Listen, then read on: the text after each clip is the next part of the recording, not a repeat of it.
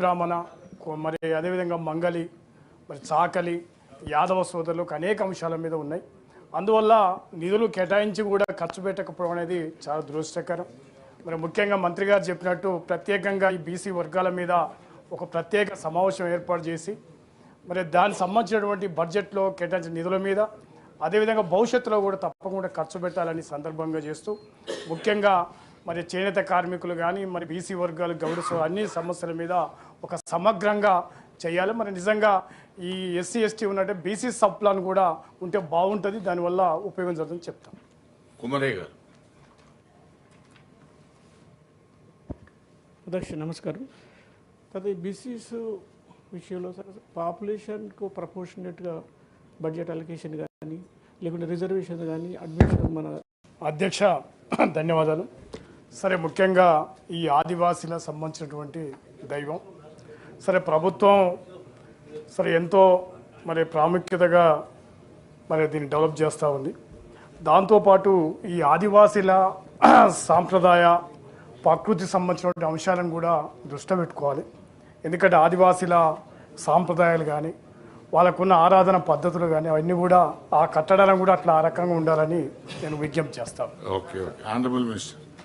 అధ్యక్ష, గౌరవ సభ్యులు పెద్దలు మహేష్ కుమార్ గౌడ్ గారు చెప్పినట్లు సత్యన్న అడిగినట్లు తప్పకుండా వాటిని అన్నింటినీ ఆల్రెడీ కోమటిరెడ్డి వెంకటరెడ్డి గారు సహచార మంత్రులు చెప్పారు. అధ్యక్ష, వాటన్నింటినీ దృష్టిలో పెట్టుకొని గతంలో ఇంటర్నల్గా ఉండే రోడ్లన్నీ కూడా చాలా నేరోగా ఉండే. అధ్యక్ష, ఈ నేషనల్ హైవే నుంచి ఈ మేడారానికి కనెక్టివిటీ రోడ్లు 360 డిగ్రీస్లో సుమారుగా ఒక 4 రోడ్లని 4 లైన్స్ కింద డెవలప్ చేయడం జరిగింది. అధ్యక్ష, ఇంటర్నల్కి కూడా హౌజెస్ని కూడా కొన్ని కాంపన్సేషన్ ఇచ్చి వాటిని కూడా షిఫ్ట్ చేసి అక్కడ కూడా 4 లైన్ ఏర్పాటు చేయడం జరిగింది. అధ్యక్ష, ఒక్క సమ్మక్క సారలమ్మే కాదు అధ్యక్ష, ఈ ప్రభుత్వం గౌరవ ముఖ్యమంత్రి గారు రేవంత్ రెడ్డి గారి ఆలోచనలకు అనుగుణంగా సహచార మంత్రివర్యురాలు దేవాదాయ శాఖ మంత్రివర్యురాలు వారు అర్జెంటుగా ఉండి వేరే దగ్గరికి వెళ్ళినట్టున్నారు. అధ్యక్ష, గవర్నర్ గారి దగ్గరికి వెళ్ళినట్టున్నారు. సేమ్ ఇదే సబ్జెక్టు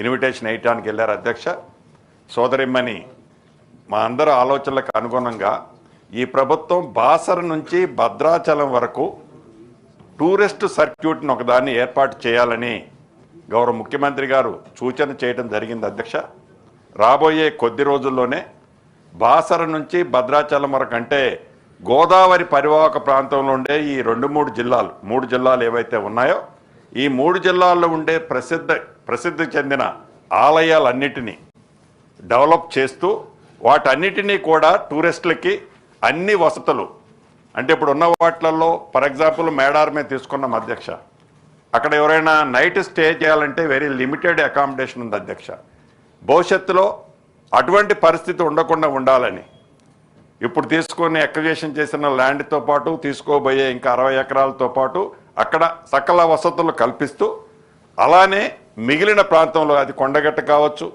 భద్రాచలంలో కూడా సహచార మంత్రివర్యులు ఉప ముఖ్యమంత్రి వర్యులు బట్టి గారు తుమ్మల నాగేశ్వరరావు గారు వాళ్ళ ఆలోచనలు అందరి ఆలోచనలకు అనుగుణంగా దాన్ని మాడు వీధులు ఇతరత్ర కోసం ఈ ప్రభుత్వం వచ్చిన తర్వాత ఇప్పటికే బట్టి గారు 85 కోట్లు అక్కడ రిలీజ్ చేయడం జరిగింది. అధ్యక్ష, ఆ ల్యాండ్స్ అన్ని కూడా ఎక్వైర్ చేశాం. ఆ టెంపుల్ని కూడా అంటే బాసర్ నుంచి భద్రాచలం వరకు ఈ మధ్యలో ఉన్న లింకు మధ్యలో ఉండే ప్రసిద్ధ పుణ్యక్షేత్రాలన్నిటినీ కూడా ఈ ప్రభుత్వం అధునాతనంతో పాటు శాస్త్రోయుక్తంగా వాటిని కూడా డెవలప్మెంట్ చేయాలన్నది ఈ ప్రభుత్వం ఆలోచనని తమరి ద్వారా గౌరవ ఈ సభలో ఉన్న సభ్యులకి తెలియజేసుకుంటున్నాను. అధ్యక్ష. కవిత గారు. ఇది నా చివరి రోజు అయినప్పటికీ ఇంపార్టెంట్ సబ్జెక్ట్ కాబట్టి మాట్లాడుతున్నాను అధ్యక్ష. ఎందుకంటే ఈ మధ్య పేపర్లో వార్తలు చూసినాం అధ్యక్ష, ఆదివాసీ సాంప్రదాయాన్ని దెబ్బతీసే విధంగా వైదిక చిహ్నాలను కొన్నిటిని చెక్కడం జరిగిందని చెప్పారు అధ్యక్ష. దాని పట్ల చాలా ఆదివాసీ సంఘాలు కూడా అభ్యంతరాలను వ్యక్తం చేసినాయి. రెండవది, although I respect the spirit of the government అధ్యక్ష, అసలు ఈ మొత్తం సమ్మక్క సారక్క జాతర స్పిరిట్ ఏంటంటే 2 నెలలకోసారి అమ్మవారి అడవిలోంచి రావాలి, రోజు అక్కడ పూజలు చేయడం అనేది సంస్కృతి కాదు అధ్యక్ష. ఫండమెంటలీ ఎండోమెంట్స్ టేక్ ఓవర్ చేయడం అన్నదే కరెక్ట్ కాదు అధ్యక్ష. ట్రైబల్ వెల్ఫేర్ వాళ్ళు ఈ మొత్తం ఇష్యూని కూడా టేకప్ చేస్తే ఆ గిరిజన సంస్కృతిని రెస్పెక్ట్ చేసే విధంగా ఉంటుంది అధ్యక్ష. ఎప్పుడైతే ఎండోమెంట్ వస్తుందో ఆ తర్వాత హుండీ వస్తుందో అధ్యక్ష, హుండీ వచ్చిందంటే కంప్లీట్గా వైదిక సంస్కృతి వైపు కూడా మొత్తం మారిపోయే పరిస్థితి ఉంటుంది అధ్యక్ష. అటువంటి పరిస్థితి రాకుండా దయచేసి గిరిజన ఆదివాసీ సంస్కృతులను గౌరవిస్తూ ఉండే విధంగా సౌకర్యాలు కల్పిద్దాం అధ్యక్ష. But on a permanent basis అక్కడ పెద్ద పెద్ద కన్స్ట్రక్షన్స్ రావడం, ఒకటి ఫారెస్ట్ అధ్యక్ష, రెండు టోటల్ సమ్మక్క సారక జాతర యొక్క ఆలోచన విధానానికి సంపూర్ణంగా వ్యతిరేకం అధ్యక్ష. I just wanted to put that point across. Thank you. తీర్మానం మల్లన్న గారు. సమ్మక్క సారలమ్మ జాతరకు సంబంధించి చాలా రోజుల నుంచి నేను చిన్నతనం నుంచి కూడా చూస్తున్నాను సార్. ప్రభుత్వాలు కోట్ల రూపాయలు ఇన్ఫ్రాస్ట్రక్చర్ కోసం ఖర్చు పెడతా ఉంటే అవి ప్రతి ఏడాది ప్రతి 2 నెలలకు ఒకసారి పెడతా ఉంటాయి, పాతవి పోతూ ఉంటాయి, మళ్ళీ కొత్త వేస్తూ ఉంటాయి. అట్లా కాకుండా పర్మనెంట్గా ఒకసారి వేసినామంటే ఈసారి మళ్ళొకసారి దానికోసం ఖర్చు పెట్టేటువంటి అవకాశం లేకుండా ఒకటి చేయాలి సార్. రెండోది, సమ్మక్క సారలమ్మ జాతర చుట్టూ అనేకమైనటువంటి టెంపుల్స్ ఉన్నాయి సార్, అనేకమైన పర్యాటక కేంద్రాలు ఉన్నాయి సార్. సో ఇక్కడ కూడా ఇన్ఫ్రాస్ట్రక్చర్ పెంచాల్సినటువంటి అవసరం ఉంది సార్. అక్కడ మౌలిక సదుపాయాలు పెరగడం వల్ల పర్యాటకులు కూడా పెరిగిపోతారు సార్. ఇంకా నేను మా కుటుంబంతో ఆదివాసి గూడాలకు ఒకసారి పోయినటువంటి సందర్భంలో సార్, అక్కడ చాలా చారిత్రాత్మకమైనటువంటి ఆదిమానవుల కాలం నాటి